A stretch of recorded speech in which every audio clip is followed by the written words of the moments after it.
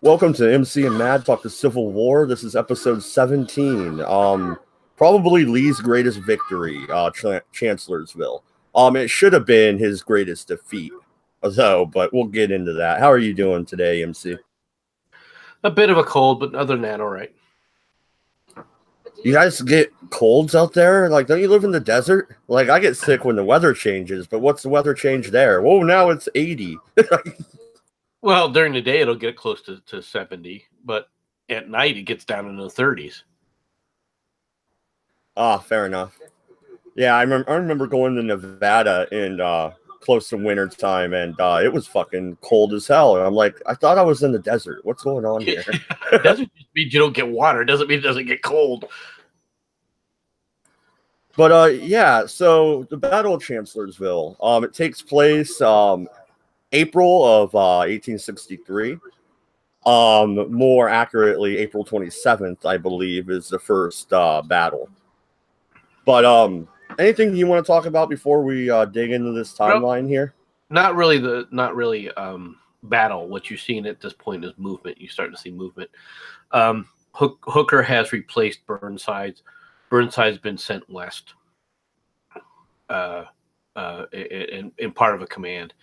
And you will see Joseph Hooker at some of his best and some of his and his absolute worst in this battle. Yeah, this was his battle to fucking lose, pretty much. Lee, by the numbers, Lee didn't have a chance. But obviously, he didn't read the numbers, did he? Well, he's also in an interior position of lines as well, and you'll see this in the battle as well. He does as advantageous as the position for the Union is. There are advantages that the Confederates have in this battle, and they utilize them to their fullest. Obviously, the most important one is the generalship of both Lee and Jackson in this battle make up a major part of the difference of how this battle goes. Yeah, and this is also Stonewall Jackson's greatest moment, and well, yeah. I disagree with that. I mean, really? His greatest moment was the Shenandoah campaign. I don't think anybody can argue. It was an independent command. He was the one making all of the decisions. His movements and everything basically, saved the Shenandoah Valley until the following year in 1864. So really, this is a good moment for Jackson, but in my opinion, his greatest action was actually in the Shenandoah Valley. That's a fair point, I suppose. Okay. Let's dig into this a little bit. So it starts, by the way, the link for the timeline is in the description. I put the source there. And if you want to see the maps, just Google Chancellorsville maps and look at images. They'll all pop up. But yeah, Hooker's campaign started brilliantly. Blah, can't talk today. He was able to surprise Lee and move 4 Army Corps across the river and onto his flank so rapidly that Lee would have no time to return the 2 temporarily detached divisions under Longstreet, a quarter of his army, in time to take part in the battle. Outnumbered and outflanked, by all rights, Lee should have fallen back from his fortifications at Fredericksburg and been gobbled up by the much larger Union army in the open country to the south. But that's not what happened. Instead, Lee, which a lot of people would think this is stupid, Lee split his smaller army into not 2 but 3 parts and attacked, keeping 2 divisions to hold back Hooker's army. Lee sent Stonewall Jackson with 30,000 men on an all-day march around the Union army to fall on Hooker's unsuspecting and unprepared flank. It was absurdly risky, but it worked. Hooker's flank crumpled. He contracted his lines, and Lee never let him take back the initiative. By May 6th, every Federal infantryman was back on the north side of the Rappahannock. And then it digs into the actual timeline here. But MC, in the face of overwhelming numbers, is it smart for a general to divide his army, not into 2, but into 3 separate parts, and then let 30,000 men leave? It can be. All right. First of all, there's certain caveats. It is an extraordinarily risky move because you can't do it with the enemy's knowledge. Okay, you got to have to be able to move these kind of men around, and you got to make sure that the enemy doesn't get wind of what you're doing. Otherwise, your ass is in the wind. All right, and you can be just crushed. All right, and that is what it entails, and they were successful at it. Now, why does Lee do this? Lee doesn't have a choice. Okay, Lee is understandably underwhelmed. He has to do something because his position, all right, otherwise is untenable. In which case, he has to try and withdraw his army in front of the enemy, and the enemy can then press him, and the attrition battle would turn the other way. All right, so Lee is trying to do the one thing that he can to actually save the position and the army simultaneously. All right, now when you do something like this, what you do is and you'll see this as we go through it. You have to hide your intentions from your enemy so that he doesn't know how weak you are. And what you're going to see here is one of the problems that the Union has after they do this, because you got to think of something else here. Hooker has done the same thing. Hooker has divided his army into two parts, and he's the first part of his movement. Lee was not aware of, and Lee gets surprised. And let's go ahead and go to the movements. All right, like April 27th. Yeah. At first light, Howard's 11th Corps led Hooker's flanking column west out of the camps at Brooks Station. The 2nd, 5th, and 12th Corps followed. So this is just right at the very beginning. Yep. When they're has he already crossed the river at this point? No, that takes place. No. Yeah, that's the next day. It looks like. Bush and Beck's brigade of Howard's 11th Corps crossed the Rappahannock at Kelly's Ford at 6 in the evening. A pontoon bridge was laid by 10:30 at night, and the rest of the 11th Corps began crossing. They would be followed by Slocum's 12th and Meade's 5th Corps. What you just saw there, all right, and they don't do. See, this. They talk about this, and people don't get an impression of what just happened here. They were able to lay a pontoon bridge across a major river, all right, in a matter of hours, and started marching an entire corps over it. Okay, this is what surprises everybody. All right, this is an engineering feat by the Union Army. These guys have basically rolled up their sleeves and busted their asses and built a pontoon bridge in a matter of hours that you could move an entire corps over, along with all the logistics chain. And nobody even, faster than anybody could possibly even think that it could happen. It's actually an engineering feat here. Yeah, absolutely. Go on. Wednesday the 29th, the 6th and the 1st Corps also crossed the Rappahannock downstream from Fredericksburg. At the 6th Corps crossing, 3 Pennsylvania regiments of Russell's brigade lost 1 man killed and 10 wounded, while the defending 54th North Carolina lost 2 men captured. After delay in getting the pontoons bridge, or pontoon boats to the river's edge, the 1st Corps Iron Brigade crosses the river by boat under a barrage of artillery support and storms the far bank. They lost 57 casualties, while the defending 6th Louisiana lost 7 killed, 12 wounded, and 78 captured, and the 13th Georgia lost 28 captured. What else got captured? The 2 bridge. Yeah. Go ahead. What they don't talk about here is what else got captured was that position.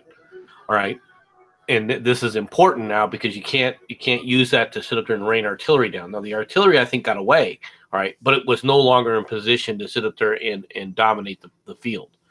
Sometimes just taking a position is very important, and that's what this was. Now this is close. And now. and now they have free movement from side to side of the river. There's 2 pontoon bridges at this point. It sounds like they have two bridgeheads on the north side of the river.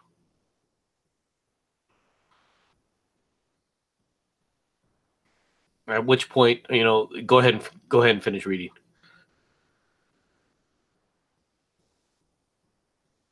Just a minute, MC. My wife called. I'll be right back. Okay. Well, then I'll go ahead and start reading. 2 bridgeheads united on the north side of the old Richmond Road, faced by Early's division of Jackson's Corps. Now, this is close to Fredericksburg. So Early is more left behind in a defensive position by Jackson, okay, because Jackson is being ordered to move. Stonewall Jackson sent his wife and infant daughter to safety on the Richmond train after seeing them off at the station. Far upstream at Kelly's Ford, the 3 Union corps finished their crossing, and under the command of General Slocum, Stoneman's cavalry then followed across, most of it to strike out independently for a raid on the Confederate supply lines. Meade's 5th Corps would march for Ely's Ford on the Rapidan, while Slocum's 12th Corps under Alphus Williams while Slocum acted as the wing commander, would lead Howard's 11th Corps to the Germania Ford. Hooker had anticipated the biggest threat of the cavalry Confederate resistance to the flanking column to be at Germania Ford and told Slocum to lead with his best troops. Slocum selected Ruger's brigade,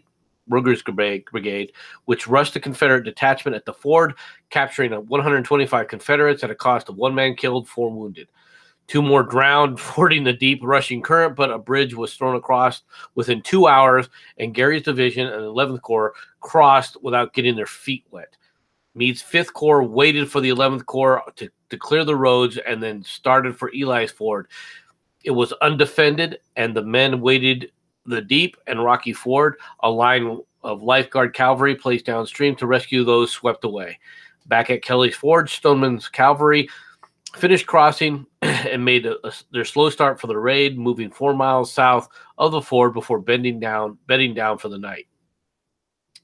On Thursday, Meade's 5th Corps reaches the Chancellorsville clearing. Early's division of Barksdale's brigade from McLaw's division were left behind to cover the Fredericksburg crossing. 10,000 men defended against 60,000. Right. Hooker's main body moved his main body out of Chancellorsville on 3 routes. Meade's 5th Corps advanced along the River Road. The first clash of the infantry of the main bodies of infantry of both armies occurred just southeast of Chancellorsville. All right, and this is the first day of what you see is happening. All right, what you have here, what they've been talking about is this is Fredericksburg. Now you just had the disaster in Fredericksburg. But neither army really pulled back from Fredericksburg. They just more or less stayed on the other side of the river. What you're seeing here are the 2 pontoon bridges that from on the south side, and then you see them using the bridges here to ford across on the north. Right? So this is Hooker's movement on the first day of the battle. And as you see, he has seriously divided his forces. Reynolds' 1st Corps and Sedgwick's 6th Corps remained here, all right, to place pressure on Fredericksburg, and Early is deployed along this line. Now, he can't just pull back, all right? But at the same time, what you have now is you have a major threat, all right?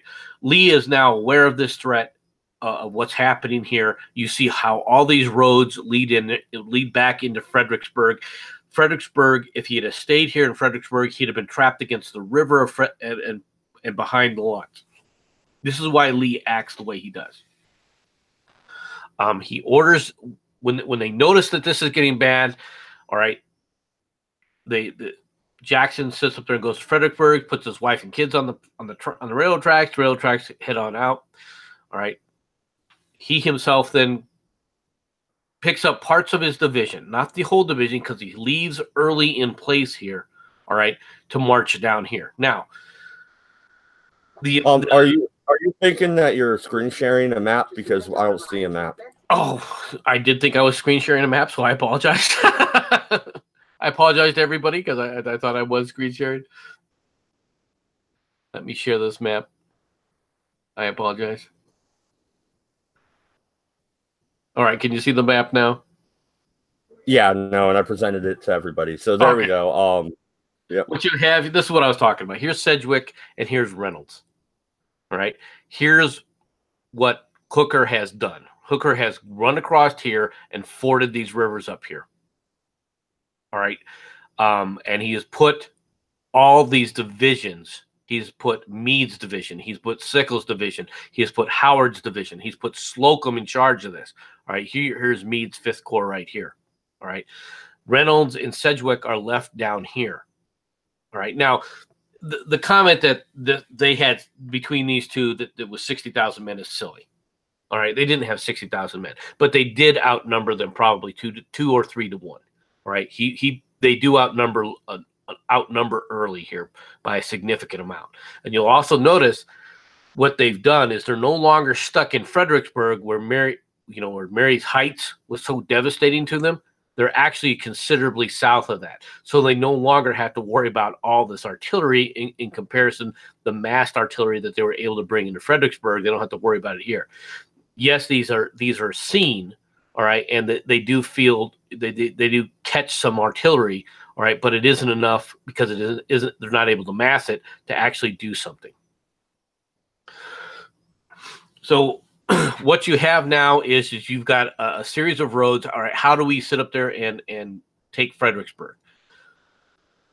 First day of the battle, you see Hooker has ordered Slocum to send his best troops forward. Sykes is in the lead. All right, and what you have right through here is a series of engagements. All right, they're very quick. All right, but there's a series of engagements with the Pennsylvania divisions here under Sykes. Okay, and you see Lee's troops rushing here to stop this. But you also notice, look at how these roads are. All right, this is a dangerous time. Yeah, it doesn't take very long for the troops to go from here to here because of the roads. All right, and you can bring up troops very quickly. But by the same token, all right, there's multiple lanes that the Union forces can utilize to go across here. Now, it's at this point in the battle that for whatever reason, now you can see Lee is close to being trapped here. Hooker has done what no one thought he could do, right? He has outthought Lee. He has outmaneuvered Lee. All right, Lee is in a hard place. And Meade at this point is actually celebrating. He is giving huzzas, all right, and is even talking to his staff about how great it was that they finally have gotten Lee where they want him, and now we just have to pull the trigger. And Hooker refuses to pull the trigger. Hey guys, can you hear me? Yep. I don't mean to cut you off, but YouTube died. YouTube died? Yeah, I tried to reload the stream and it just said error. I joined the call just to let you guys know. Okay. It seems like they're doing another one of those weird gay ops or whatever the fuck. Either way, just wanted to let you guys know I'm gonna end the call there, but yeah, you should check YouTube, Dodge. Yeah, I just did, but it's showing the map up at least. Yeah, I'll check again. I'll leave a message in Discord if it starts working. Schward, you just sit there, and I just saw your link. So it looks like some people are doing stuff. Maybe it's going in and out. I don't know. It cut off on me in voice. So there's message. Anyways, I'll let you guys get back to it. Okay. Yeah. No. Oz is saying YouTube is working. Okay. All right. Yeah. All right. So YouTube is back. Okay. Good. Thanks. All right. So what you have, all right, at this point in time, Hooker is in a position to crush Lee. that he has these forces. All he has to do is order a general assault. Literally, all he has to do is order a general assault from this wing here and Meade's division to come and take this. Instead, he delays. And Meade, who could have been used to actually blunt, all right, McLaw's initial confrontation with Sykes, because what happens here is Sykes is actually he's able to force McLaw's online, but Rhodes is able to pull across here and then take him by the flank. At which point Hooker says, "Okay, we'll just come back." But he didn't need to do that. He could have set up and just ordered Meade to come right on down here and add to this fire, lengthening this line and continue the pressure. McLaw's then would have run the risk of being flanked. Right? There was really no need to delay this. He should have just continued this, and he delays. All right, until the evening. Does he give a reason why he delayed? Maybe he saw something on the field that made him want to delay. I just think that he couldn't believe. If I had to make a guess, now there's no evidence of this, but if I had to make a guess, they were so used to Lee pulling rabbits out of his hat that he got scared. And then he gives me enough time to pull a rabbit out of his hat, a big one. It's exactly what does happen here. Now, one of the problems, of course, that he does have is you'll notice Hooker's now on this side of the river. What can't he do? He has no control over this. All right. Instead of being able to coordinate an assault by placing pressure both here and here simultaneously, all right, he just goes here, and the pressure that he applies here, he does it kind of in a piecemeal type of fashion, rather than continuing pressure and then fighting the battle, holding the line, fighting the battle. His orders to pull back, there was no reason to pull back. Okay, yeah, it was a battle. Sykes was not in the best of position, but at the same time, he wasn't really with the reserves that he has here with Howard and Sickles and Couch. He's got the troops to firm up Sykes in the middle of this part of the battlefield. There's no reason for him to pull back. Instead, he starts to pull back into a defensive position, and instead of going, remaining on the attack. But like I said, one of the problems, of course, is that he has no control over what's going on over here because it's so much separated. This is how his lines are. They're all the way along here. Whereas, notice the interior lines and how easily they can be used. And Lee uses this to the maximum advantage. It is one of the few advantages he has in this battle, and he uses it to the utmost. So basically, this is what you see at the end of the first day. This is the general layout, I think, at the end of the day. Yeah, no, and with larger, troop numbers, you would think Hooker could have expanded the line and then rolled Lee up. Well, he could have done this, and I don't know why he didn't. You've got Howard here. Now, perhaps he doesn't know what the terrain is like here. Perhaps he doesn't know how this road system works here. But he could have swung Howard down this way, pulling Slocum back, all right, during this battle, rather than rushing Howard to come down here, right? See, this is what I'm saying. There was no reason to pull Slocum back. There was no reason. Sykes is under Slocum, right? There's no reason to pull back along this roadway here, right, into a defensive position. And that's what he does. Is he starts to ball up into a defensive position, and there's no need for it. There's literally no need for it. And this is when Lee comes up with the idea to divide his forces and send Jackson around, right? Jackson's movements are the next day, correct? This is where he takes parts of, you can see, you got most of Early is here, parts of Early's division, part of McLaw's division, and part of Anderson, and he's going to do a swing all the way around and attack from over here. All right. Now, why? Because he doesn't have any choice. All right. Now, this march that is conducted by Jackson is close to 30 miles.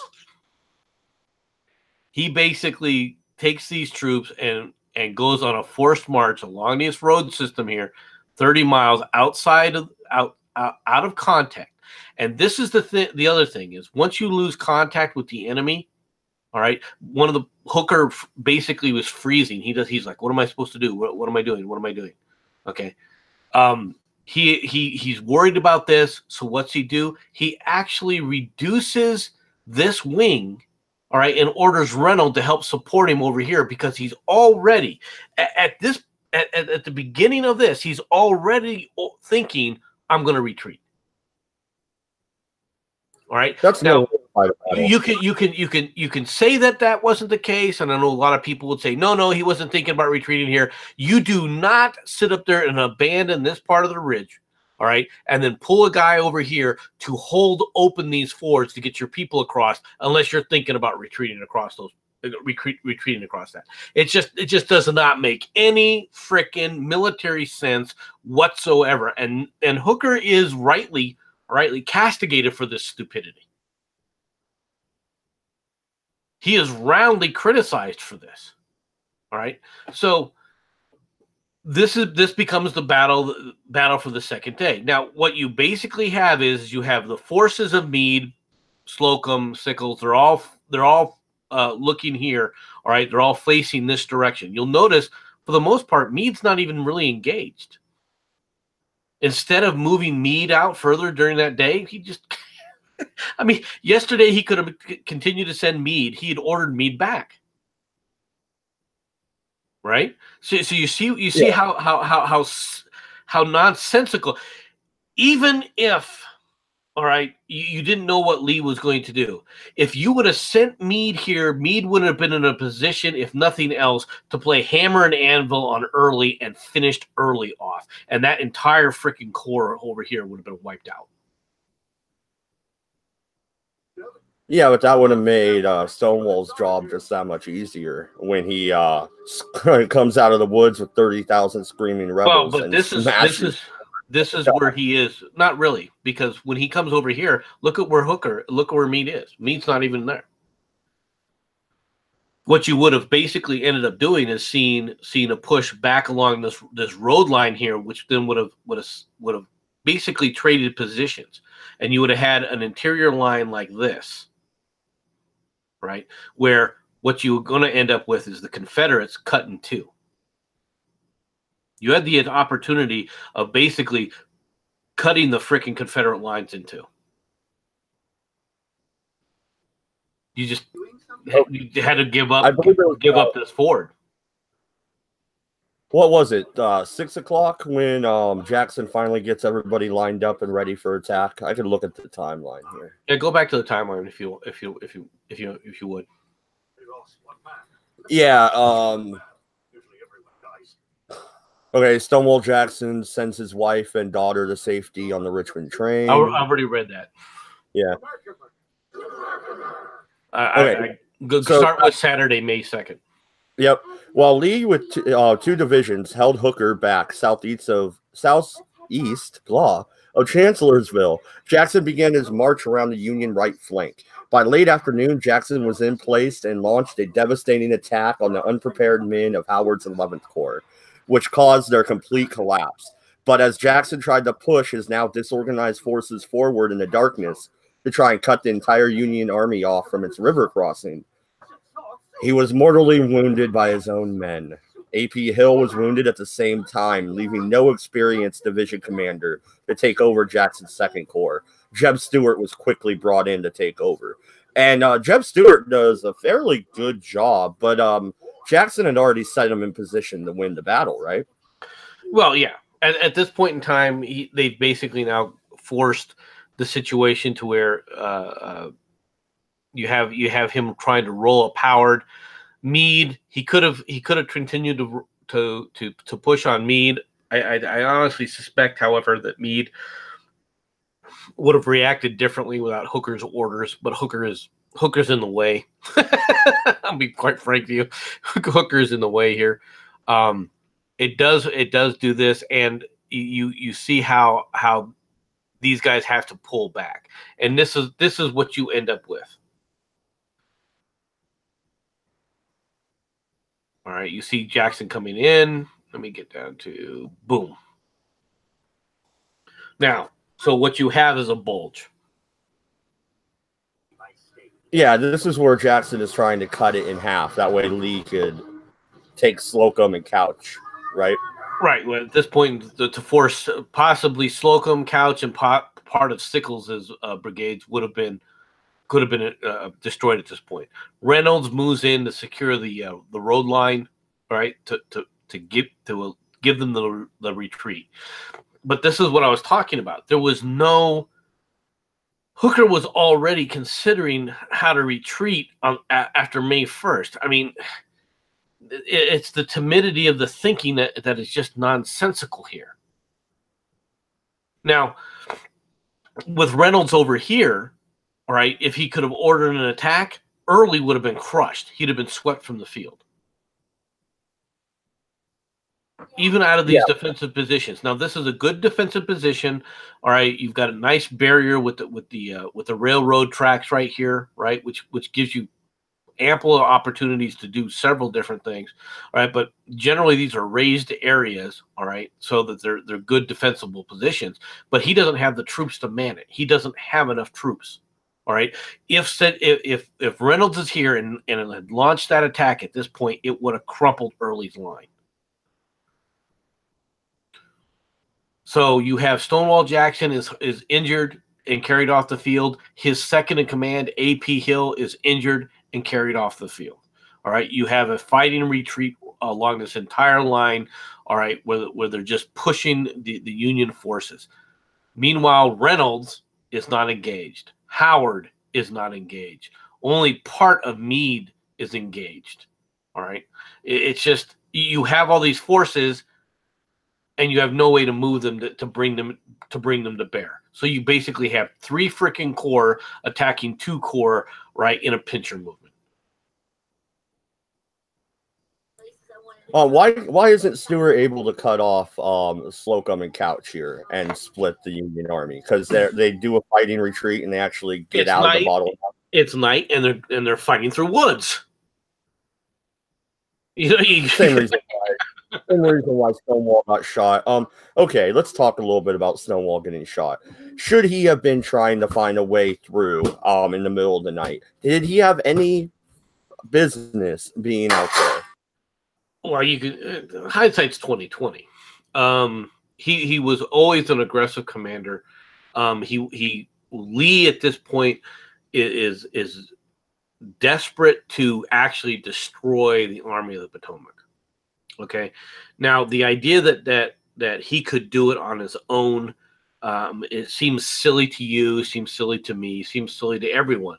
But you got to remember, this is somebody that during the Shenandoah campaign, all right, pulled off freaking defeating basically three armies, twice his size, all right, in separate different engagements and moving around, and he has them. He has them basically. The 11th Corps is basically destroyed.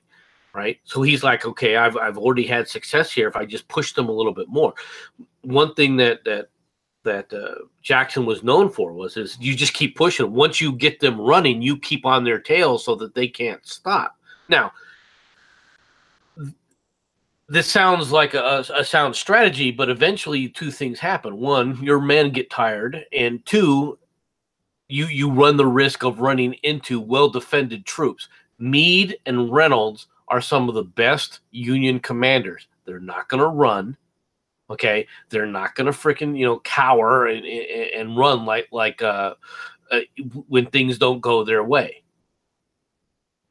So, in hindsight, you can say it was a stupid thing to do, but it's also part of his Jackson's makeup. It's what it allowed him to do a complete swinging movement along this road line here to come back around and hit this part of the Union line, all right, literally from the rear.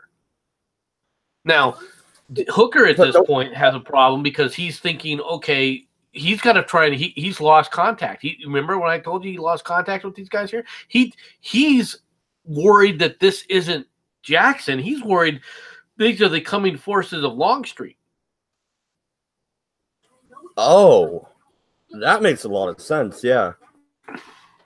I mean, he doesn't realize that Longstreet's nowhere nearby. Right?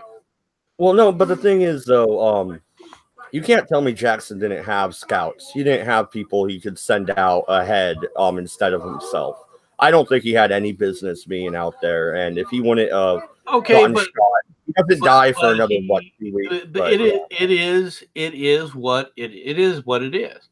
This was not the first time he had done something like this, and he quite frankly had the viewpoint that he himself was impervious. And when it came to his view of the enemy, he was impervious.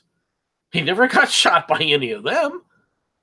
Fair enough. All right. I mean, he's out in his lines. He's not thinking, I mean, yeah, it can be dangerous. Yeah, there's smoke, there's the battlefield, there's the noise, and these guys are nervous in a wood line that they're not familiar with. All right. But to say that his actions were ridiculous, it's just kind of silly. So what you see here now is you see Stewart trying to push these positions. All right, on May 3rd, in the early part of the battle. And they have proof that it was Confederates that shot him. It was the smoothbore musket round that hit him in the arm, and so they are pretty sure it was the Confederates. He did get killed by his own men. I haven't heard any historian challenge that at all. Now, here's the other part of the battle that people don't want to talk about. Everyone talks about this portion of it, but Sedgwick at this point takes it upon himself to push Early out. All right. This then causes a major. Now these are the positions where they were. They're able to retake these areas and these road lines. All right, and these crossroads and everything, which were very important. And you see how Hooker is now in a nice little, pocket here. But of course, he can still escape. All right. At this point, however, Sedgwick finally moves on his own, and he starts to drive, all right, the right wing of Lee's group right down. Yeah, he even pushes the artillery off of the Mary's Heights, right? Well, they once they lose the position, they flee. It's not that they shove them off the heights. It's more along the lines of, okay, if we stay here, we get captured. Let's get the hell out of here. Did they leave the cannons, or did they take them with them? No, they took them with them. Because, yeah, especially for the South, you can't be losing supplies like that. Not at this point in the war. So you basically see the attack. It's forming up here. Stewart basically takes what's left of the divisions here and says, okay, we can't continue to try and push Hooker here. We're going to have to come back and relieve pressure here, or the same thing that Hooker had planned, which was to happen as a hammer or anvil here against Fredericksburg. If he'd have stayed here, would have ended up happening with Hooker on this side and Sedgwick coming up for support, right? The same thing, hammer and anvil, all right, only over here in Chancellorsville. Well, the thing is, it's been, 2 days of battle at this point? Why isn't Longstreet up from Richmond yet? That's a good question, and I imagine it's a matter of logistics and trying to turn people around. Just because somebody's in Richmond, you still got to, you just board a train. Well, that's great if the train's there. It's great. It's great if everything is going well. All right. They know a battle is happening, but they don't know how serious it is. They probably didn't know how serious it was until the first or second day of battle, to be honest. Yeah, okay, that's a good point. I'll accept that as an answer, because that's what I'm wondering is, where's Longstreet? Because he came up the old Richmond Road and hit the flank of Sedgwick, it looks like. But yeah, but I mean that's what 60 miles away. Well, I mean, fucking Jackson went 30 miles in an afternoon. Come on, Longstreet. Yeah, could he have done it? It's possible, but the logistics of turning somebody around depend. I mean, there's a lot of things that could prevent that from happening. Not the least of which is he may have been told to stay in place in case they had to fall back into Richmond as well.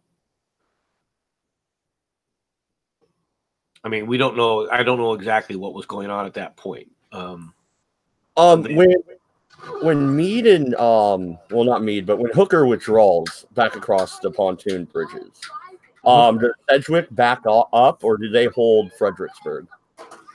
No, actually both Sedgwick and Sickles pulls everything. Hooker orders a general retreat and pull all the way back along the Rappahannock. So all of his forces go back and retreat across the Rappahannock. Why couldn't Hooker loop back around and join Sedgwick in Fredericksburg and start more of a That's a possibility, but take a look at this.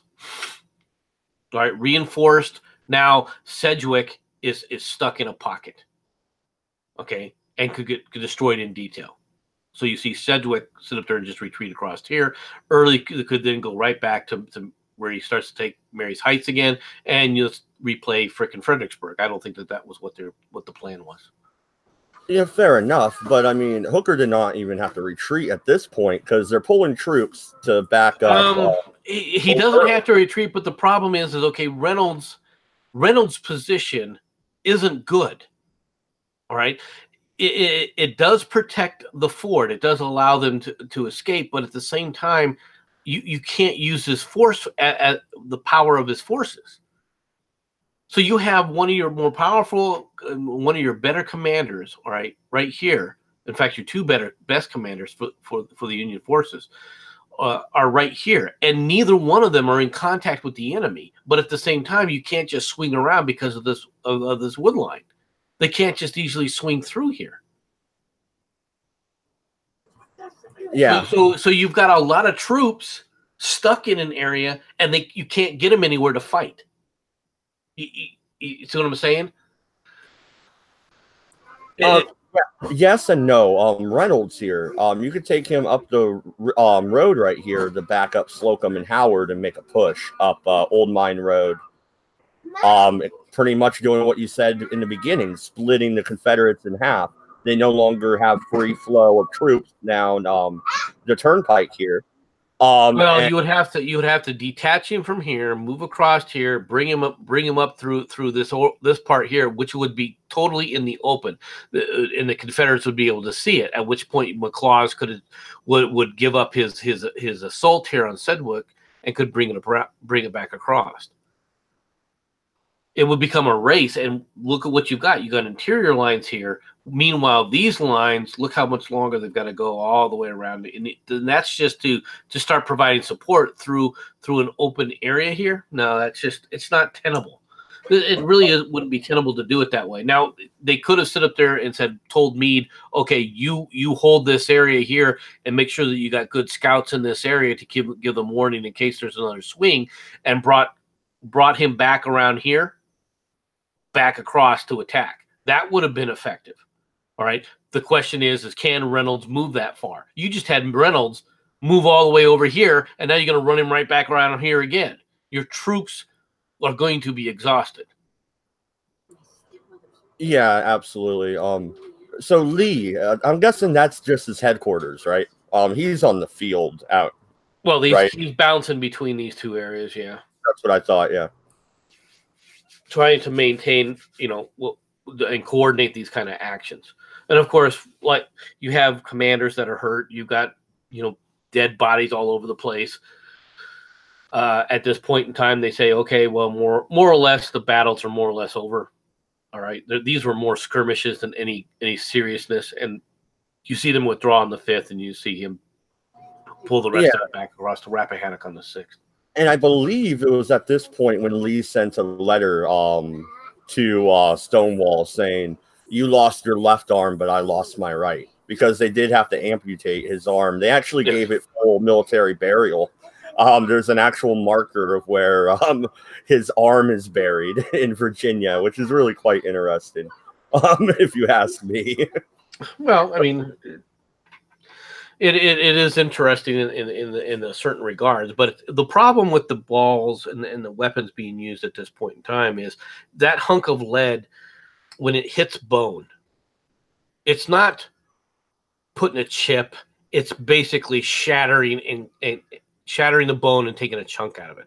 That's why so many of these wounds they just opted for amputation right away, right? Because it would just literally blow out pieces. You know, large sections of bone are totally destroyed. It's not like you can reconstruct it. They don't have the kind of they didn't at that time have the kind of reconstructive capabilities that we do today. Yeah, no, and that mini ball, like you said, it would just hit the bone and just crush it and, yeah, pulverize it pretty much. I'm looking at the chat. The white YouTuber's in the chat. Dude, I thought you died. What's up, man? Good to see you. Cabby's in the chat. How you doing, Cabby? Okay, let me see if they have the number of troops that were lost in this. I don't see it on this timeline. I can you have approximately the Union loses approximately 18,000 troops, and the Confederates lose approximately 12,000 in these battles. In this battle, but the Union can afford those losses. I know we keep harping on that over and over again, but they can afford it. The Confederates can't. Correct, and it would have. This is why if Hooker would have maintained pressure and kept it into a battle of attrition, Lee at some point would have cracked. Because he just didn't have the forces. He would have been forced. And what I mean by cracked is he would have been forced to fall back on the defenses of Richmond. Yeah, which is what Grant ends up doing a year and a half later. But okay, so Tuesday, May 5th, the last Union forces crossed north of the river. On Sunday, May 10th, Jackson dies. He did not die from the amputation. He died from pneumonia, but that was a complication probably from the ordeal that he, went through with the amputation and all that. Well, I mean, what is pneumonia? Pneumonia is an infection. It's generally a bacterial infection. Okay, so you can say that he most likely caught it, all right, due to the fact that they had amputated his arm. There's a lot of things that people didn't know back then. They didn't know what disease was.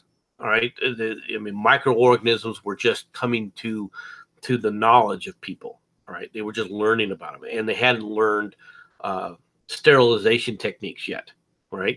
This is going to sound gruesome, but a lot of times what they were doing is they would saw off a limb of this guy, and then the next guy would come up. The guy would wipe it on his sleeve, the saw on his sleeve, and start the next guy. All right. There were no, okay, give me a clean scalpel. Give me a, here, make sure this is sterilized. None of those procedures are in place at this point. All right. People haven't learned these techniques yet. I mean, they learned a lot of things in the battles, and then they learned how to tell people to do tourniquets, how tourniquets can be applied, how to properly maintain a tourniquet. Right, so somebody doesn't die. I mean, these are all things that come out of the war. They do learn a lot about stitching. They do learn a lot, but at the same time, it's still barbaric compared to what you see for medicine on a battlefield today. Yeah, absolutely. Okay, so the aftermath of Chancellorsville, Hooker gets canned, doesn't he? Or does he not get right away, but he does get canned, but not right away. And this creates part of the dynamic going into Gettysburg. Lee is on his Gettysburg campaign and has already started or has already moved troops into Maryland before Hooker is replaced. And the reason for that, though, is Lincoln wants to remove Hooker, but everybody he wants to replace him with keeps telling him no. Well, yeah, I mean, that position seems tainted at this point. I mean, I wouldn't want to take it either. Everyone that gets the job gets their ass handed to them by Lee, and they get fired. Yeah. Well, this is the last one that happens to. Oh, yeah, Grant takes control here shortly, huh? Actually, Meade is placed in charge of the Army of the Potomac, and Grant never replaces him. He remains in charge of the Army of the Potomac, with Grant as the overall commander of all forces in the East, or all forces of the United States. Yeah, and it's him that gives Sherman the job over in the West, right? Yes, I mean he leaves the Western Theater to Sherman to handle. The fallout from this battle in Richmond. I mean, at this point, they just have to be like, yeah, nobody can beat us. I mean, Lee just divided his troops into 3 versus in the face of an overwhelming number of men and won. Well, when you say that he divided it into 3, it wasn't quite like that. Here's what happened. As you saw in the first part of the battle, you see Lee's troops moving. So he has a group on the right and a group on the left, in basically a wing position. He then takes the group that's on the left. He takes part of that and divides it again, and that's Jackson's troops going across in that flanking maneuver. All right. So yeah, you can say it was in 3, but he doesn't divide it into 3 separate areas initially. It's basically he divides and then divides part of it again. Does that make sense? Yeah, absolutely. Does Stewart stay in command of the Stonewall Brigade? I didn't think so. I thought he went back to his cavalry job. Well, because he's a cavalry commander. First of all, he's not an infantry commander. He doesn't particularly care for the infantry. He enjoys being a cavalry commander. He goes back to being placed in charge. Lee reorganizes his corps. All right, he needs to obviously replace. He needs to replace obviously Jackson. He replaces Jackson with Ewell.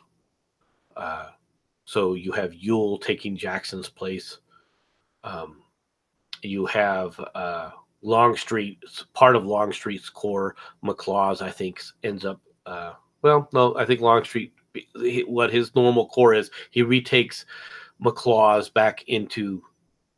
becomes part of back into his again, and then Early has a corps placed under him. So you got Jubal Early as a corps commander, you have Longstreet as a corps commander, and then you have Ewell as a corps commander.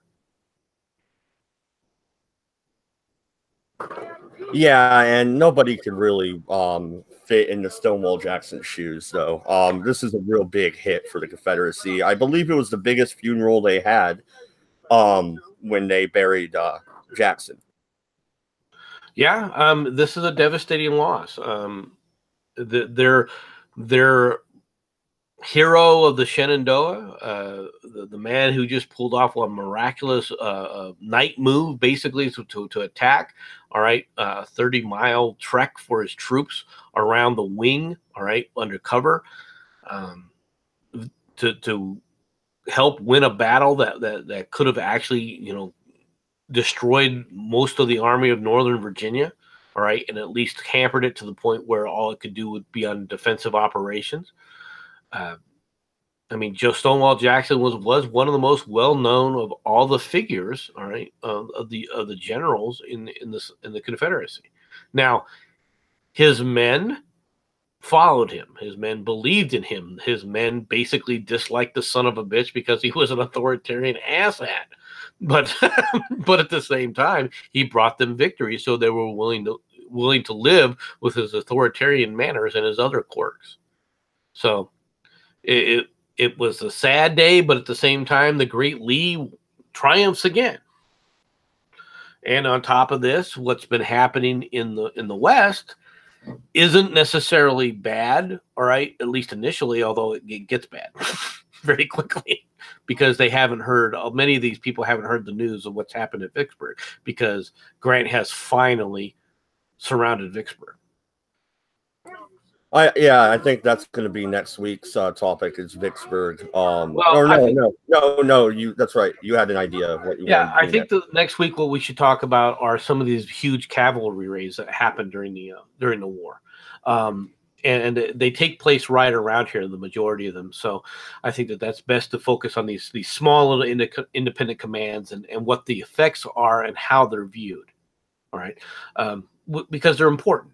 Not the least of which is, like I said, Gearson's raid is one of the keys that allows Grant, all right, to basically break out. Yeah, absolutely. And then also Mosby's Rangers and Bloody Bill Anderson. Some of these other figures. Forrest, we could talk about him if you'd like, or we could save that for later because Fort Pillow is going to be kind of an interesting episode. I think we'll leave Forrest as his own character if you don't mind, because there's a lot to unpack with him. He was both good and bad. All right, he was a difficult man. All right, to deal with. All right, under command. To have someone like him under your command was very difficult. All right, he was a fiery individual. He had his own head about him. He also had a chip on his shoulder concerning the gentleman's view, right, of the aristocracy in the South. Right, he always had a, the cultured air of the aristocracy was something that rankled him tremendously, and it affected some of his relations with some of his commanders, and his upper commanders, as a matter of fact.